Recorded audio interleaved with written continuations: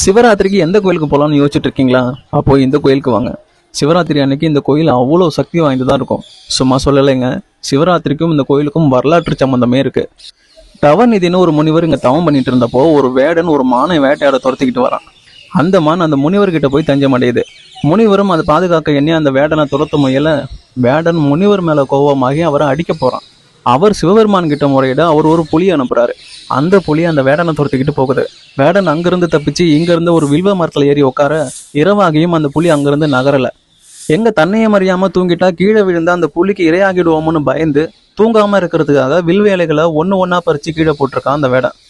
கீழே சிவலிங்கம் இருந்திருக்கு. முக்கியமான விஷயம் என்னன்னா, அன்னைக்கு சிவராத்திரி.